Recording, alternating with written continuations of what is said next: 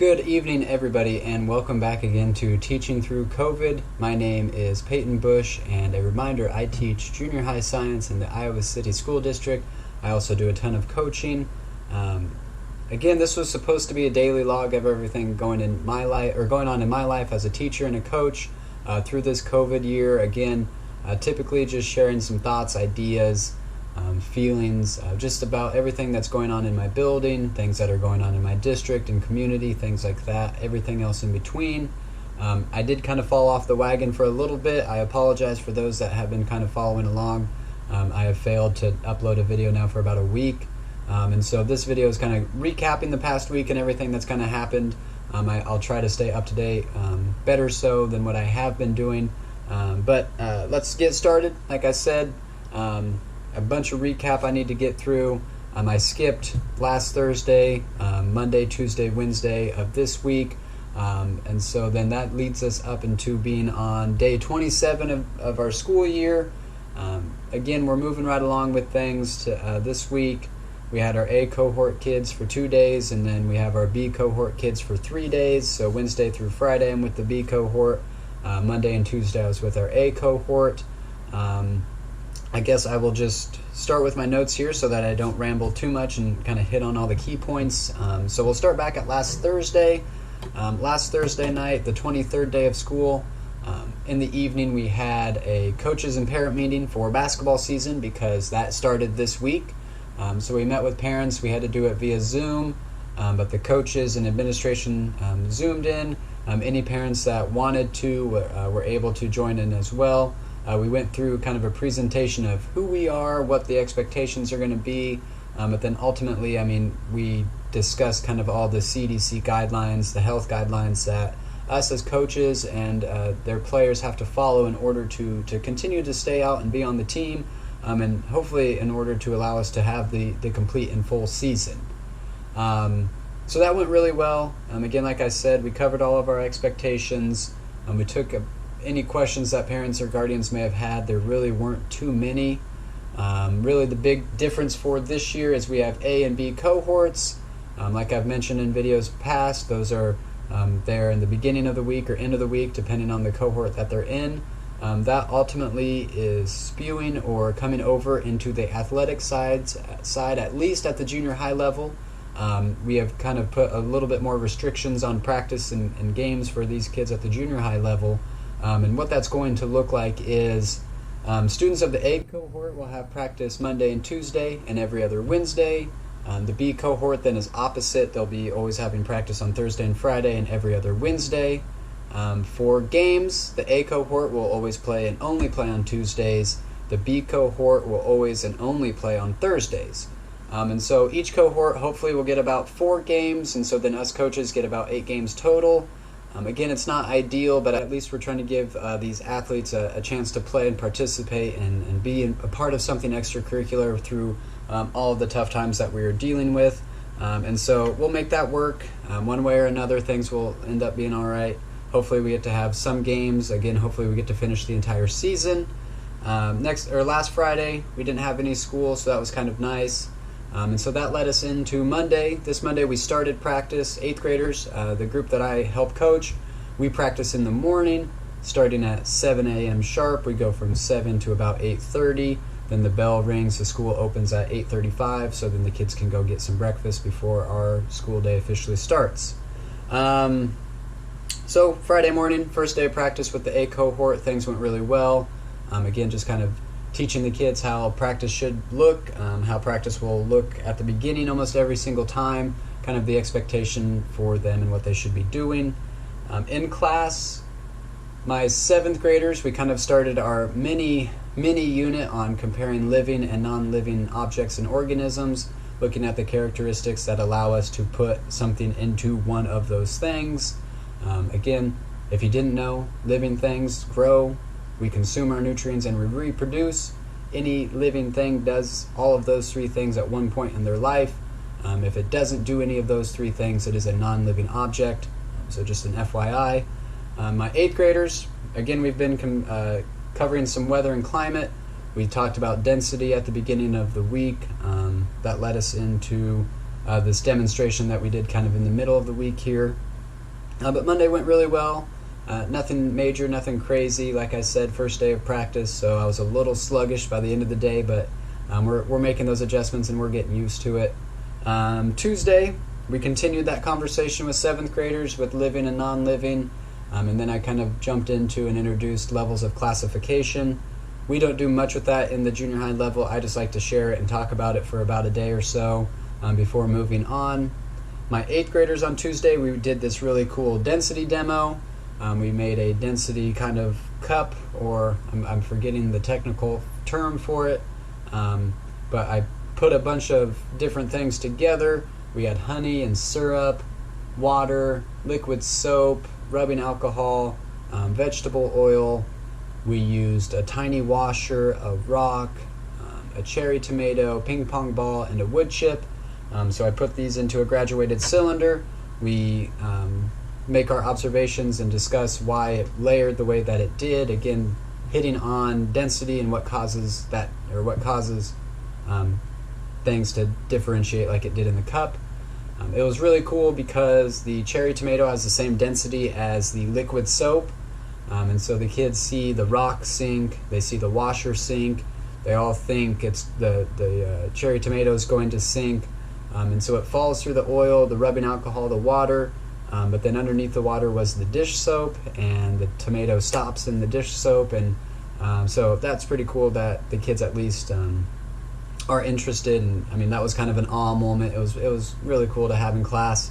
After that, we did the comparing between a regular Coke and a Diet Coke. Again, regular Coke sinks, it's more dense than water. Diet Coke in the can floats. The density of it allows it to float to some degree. So we looked at that, discussed that. We used a split water tank. I food colored cold water blue and warm water red. And then you pull the tab out of the middle, the waters then get to kind of intermingle. At the beginning, we can clearly see that they're split due to their densities. Again, cold rests at the bottom, the warm rises to the top. So we let that sit and we moved on to some other things. And then at the end of class, we came back and looked at it again. And that's when we were able to see that enough energy transfer had occurred, and the water was then finally able to mix. And so our water went from red and blue to being purple all throughout. So that's pretty cool. The kids seem to really enjoy that quite a bit, and so I had fun with it. On Wednesday, first day with the B cohort kids at practice. So again, just going over expectations and kind of how they should be conducting themselves at practice, what the beginning of practice will look like, all of those good things in between. We essentially restart our lessons on Wednesday with our B cohort kids. So with my 7th graders, again, I did the living versus non-living conversation. However, with my 8th graders, we went ahead and did the density demo on Wednesday just because I still had all of the materials in my room. Again, it went really well. It went well on both days. It was fantastic. My 7th graders are a little jealous that we didn't get to do it, but hey, they'll get to do things that the 8th graders don't do. And so then, yep, that was Wednesday night. So last night we had our first round of parent-teacher conferences here in Iowa City. In first trimester we have 2 nights, and so our first night was last night, and then our second night will be next Wednesday. How that works is from about 4:15 to 7:45. We're typically in the building, and we're typically in the gym sitting at tables. It's pretty much kind of ring around the rosy style. Parents just kind of bounce back and forth from teacher to teacher on who's more available to talk to. But this year we were unable to do that with COVID and everything going on. So it was more, I shouldn't say more, it was a Zoom meeting, and it was sent out. Each teacher had to create a link for parents to join in, and then they had a sign-up genius or something that they sent out to the parents that allowed them to sign up for a 5-minute slot. And so then us teachers, we had the Zoom meeting open, parents would join the waiting room, and then we would allow them in one family by family to talk about whatever it is we needed to talk about. A lot of times the first go around is just kind of how's everything going? Is the adjustment going well? What can we do at home type of thing. Ultimately though, this one was even more so than that. We've never got to meet parents. Parents have never got to meet us teachers for the most part, other than some cheesy video that we kind of did to show or introduce ourselves to the kids before the beginning of the year, but with COVID, we didn't get to have our true Meet Your Teacher back to school night, and so I took the opportunity to really introduce myself to families and parents and guardians, and things went well. Again, parents respond really well during conferences. Once you kind of sit them down and talk to them if they have issues or concerns, all it takes is really just explaining yourself and kind of giving them your rationale behind everything. And for the most part, they respond well. They understand kind of why you're doing what you're doing. They just sometimes need it explained. So again, we'll have conferences again next Wednesday night. They're roughly about 3 hours, 3.5 hours, whatever the math is on that. But they go really well. And then today, Thursday, day 27, like I said, we again do the same lessons that we did at the beginning of the week. So my 7th graders go over the levels of classification again.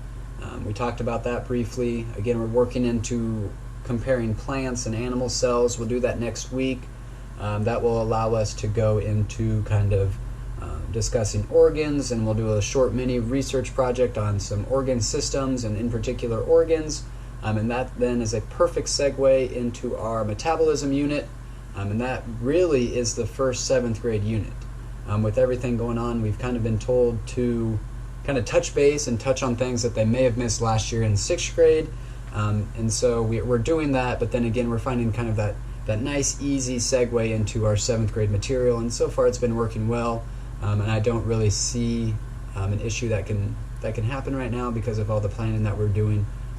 We're being very conscious about homework and things like that, the activities that we're asking the kids to do at home, the activities that we're trying to plan in class. And so overall things are going well with the 7th graders in particularly. Again, with my 8th graders today, we continue the density conversation. Again, they were supposed to take notes at home at the beginning of the week.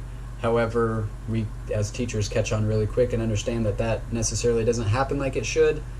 So I kind of reviewed some of the notes with them at the beginning of class and then introduced what we're going to be doing tomorrow. Tomorrow we're going to be working on the garbage patch project or garbage patch investigation. For those that didn't know, there's a ton of garbage in the ocean. And at the University of Hawaii, there's a group of people that are trying to figure out where it's going, where it's all coming from. I mean, obviously we know it's coming from people and it's all man-made, but we have things that are trapped in the cycle of the water currents, the ocean currents pushing it around. And again, we're just trying to clean up the ocean and get it all taken care of. So that project assignment we'll do tomorrow. They seemed really interested about it already today, so tomorrow should be pretty good with my 8th grade group, with getting them motivated to kind of do those things. Ultimately, though, it's been a great past week. Again, I do apologize for not staying kind of up to date with the videos and everything. Basketball season has started. That does take away a lot more of my time because then I have to spend even more of my free time kind of grading, making sure I'm planning, all that good stuff, continuing to look forward to the next thing, the next step. And if something's going to suffer, it's going to be my videos here than it is anything else. I'm sure you all will understand kind of the reasoning behind that as well. But other than that, things have been going really well at school. Our kids are doing a fantastic job with keeping their mask on, washing their hands when it's necessary.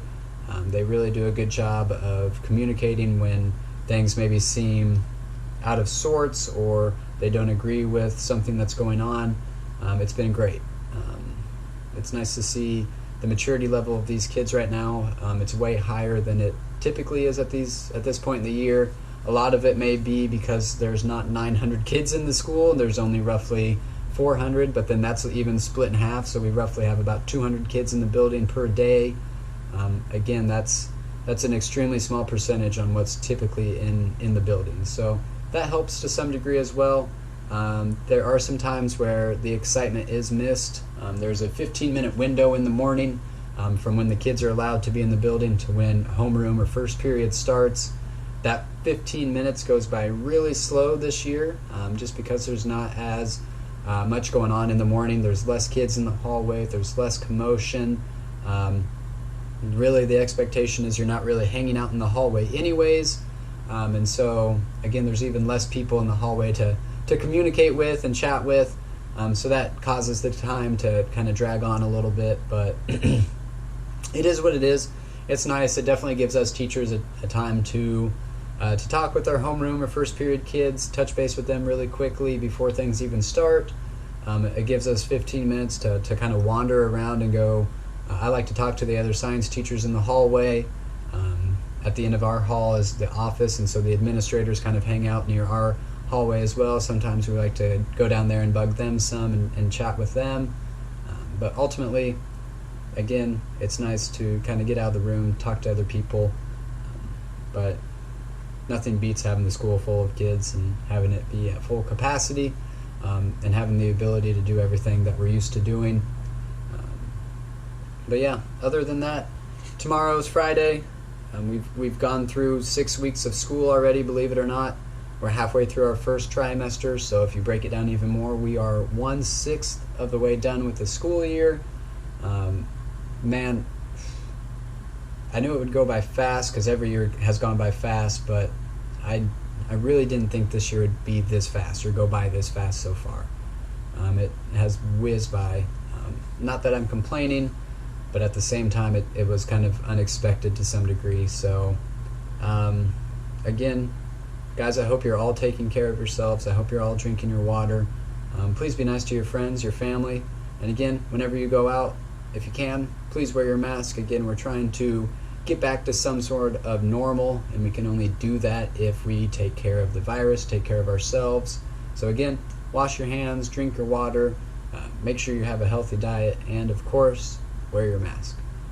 Okay, guys, have a good night. Take care. I'll see you later.